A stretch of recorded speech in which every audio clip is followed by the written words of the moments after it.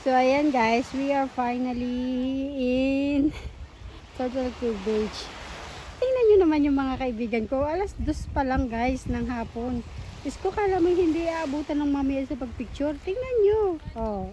Sa kalagitnaan talaga ng init. Mariosip Marimar. Oh. Oh, tahong daw. Si Melba, nangunguha na ng tahong doon. Oh, yun, nakasombrerong pula. may tahong na daw.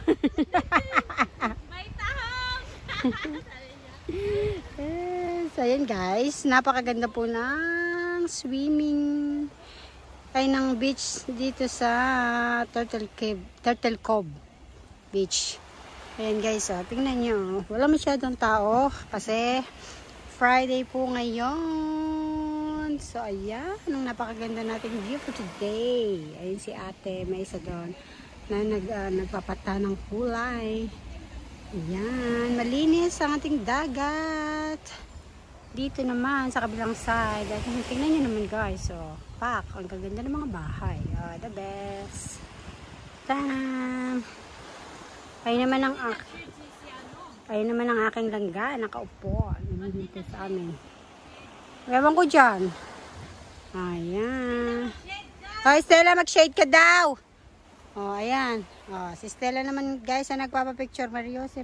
Napagkainit, sabi ko mamaya na.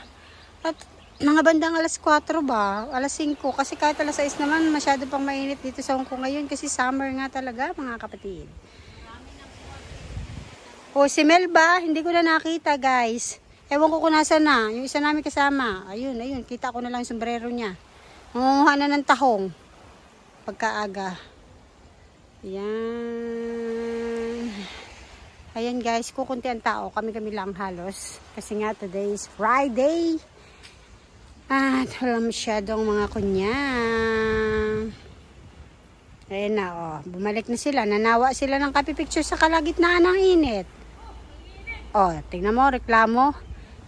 Ano? Ayos? Oh, diba? Kapag kainit-init, Diyos ko, sana yung mamaya na lang kayo nagpunta roon. Marami nang kuha si Melba. Tahong! Ano kang talong? Tahong! Ano kang tahong? Ako kunin mo sa dagat. Diyos ko, kainaman ka na eh. Hindi ka pa lasing eh. Nalasing na sa isang boteng maliit lang. Ay, kainaman na yun. Si ate mo. Ayan guys, buwis buhay yung isa namin kasama dun guys. So ayan, zoom natin. Nangunguha ng tahong oh. Ay, Jesus Mariosep. So ayan guys, 4 PM na ng hapon. Pero matingkad pa rin ang araw. Hindi na ako nakapunta dun at maligo. Ay, wala tayong maligo guys. Baka paglabas natin ng ay pag ahon natin sa dagat ay tayo hindi na makilala ng mga alaga natin. Ay, mainit eh. Sobra init. Tingnan mo naman si kuya oh. Andun oh. Naka-overall na suot. Ewan ko kung saan yan pupunta. Pag-hiking siguro yan si kuya. Ay oo, may hiking dun o daanan oh. Dun siya oh. Ayan guys, walang masyadong tao kasi Biyernes po ngayon. Kung Sabado-Linggo po, ayan, marami yan, punong-puno yan. Pero ngayon ay Biyernes. So, the people is very little. Yeah, little daw. Kukunti lang. Ayan yung mga itim na yan na nasa yan yung nakuha nilang basura dyan. Dyan nilinis kanina ng mga Hong Kong people. Kasi yung iba naman pong napunta rito, basta lang iniiwan yung mga pinag-inuman, pinagkainan, syempre.